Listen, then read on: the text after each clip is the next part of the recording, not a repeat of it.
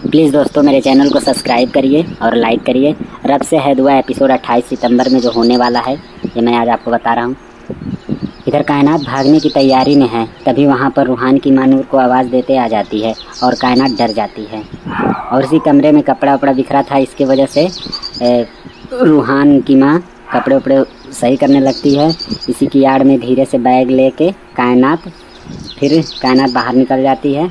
उसी समय कुछ गिर जाता है तो रूहान की माँ को शक होता है, तो वो चिल्लाती है, फिर उसको नज़रअंदाज कर देती है।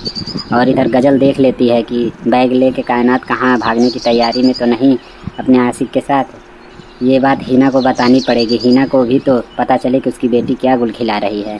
लेकिन इसमें मेरा क्या फ़ायदा होगा, ये गजल बोलती है। हिना के दिल पर चोट लगेगी और यही तो मैं चाहती हूँ, गजल बोलती है कि हिना सदा दुखी रहे, भाग जा कायनात भाग जा, ताकि इस घर में थोड़ा सा तमाशा हो, ताकि मेरा भी दिल लगा रहे। कायनात भाग रही होती है, तभी रूहान कहते जानबूझकर हिना को रोकती है ताकि हिना कायनात को न देख पाए। और यह दुआ कमरे में बंद दरवाज़ा तोड़ने पर लगी है ताकि कायनात को रोक सके। तभी रूहान दुआ के पास पहुंच जाता है और रोने लगता है और दुआ से माफ़ी मांगता है। दुआ बोलती है, रूहान जल्दी से घर चलो, कायनात को रोकना है। तभी हमीदा फ़ोन करती है हिना बेगम के पास और बोलती है हिना की क्यों हिना बोलती है हमीदा क्यों फ़ोन कर रही है, कहीं अपने बेटी दुआ की गलतियों की माफ़ी मांगने के लिए तो नहीं फ़ोन कर रही है। फ़ोन पर बोलती है, बोलिए हमीदा बेगम, आज मेरी याद कैसे आई आपको, कहीं अपने बेटी की गुनाहों पर शर्मिंदा होकर माफ़ी मांगने पर मजबूर तो होना नहीं पड़ा। तो हमीदा बोलती है, रोना गिड़गिड़ाना माफ़ी मांगना ये सब तुम्हारे नसीब से बन गए, मेरी बेटी तो नेक है। रोना धोना तो उनके हिस्से में आता है जिसकी बेटियां कायनात जैसी हों, जो अपने आशिक के साथ भाग जाए। फिर हिना बोलती हैं, अपनी हद में रहो हमीदा, क्या बक रही हो। हमीदा आवाज़ नीची रखो, हिना बोलती है। हिना, एक घर से भागी हुई लड़की की माँ हो तुम, ऊंची आवाज़ तुम्हें सिक नहीं करती। फिर हिना, मुझे अपनी बेटी पर पूरा भरोसा है, मेरी बेटी ऐसी गिरी हरकत नहीं कर सकती, चिल्लाती है कायनात घर में ढूंढती है कायनात को, कायनात का कोई पता नहीं लगता है। फिर हमीदा बोलती हैं क्योंकि अक्सर जिस पर भरोसा होता है वही ख़ानदान की नाक कटाती है। हमीदा बोलती हैं,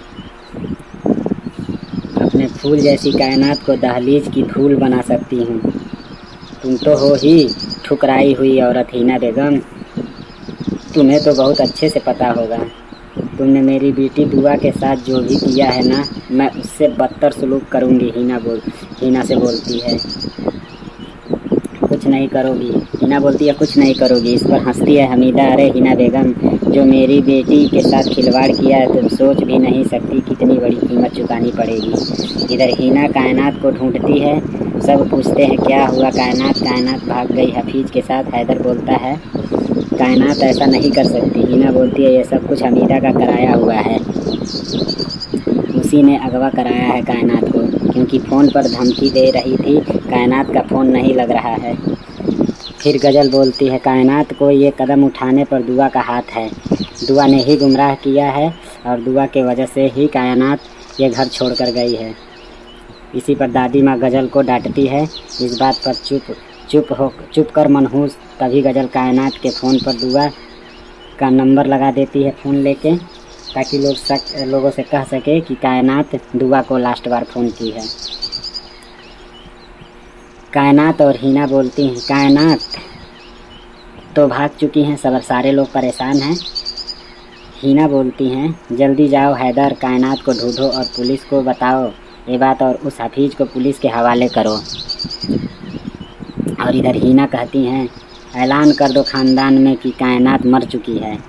हैदर बोलता है अपनी माँ को कि इसमें मेरी कायनात को भागने में आपका हाथ है, आपने मजबूर किया है कायनात को, अगर आपने कायनात पर दबाव नहीं डाला होता हफीज़ से रिश्ता तोड़ने के लिए तो आज ये नौबत नहीं आती, ये दिन हमें नहीं देखना पड़ता।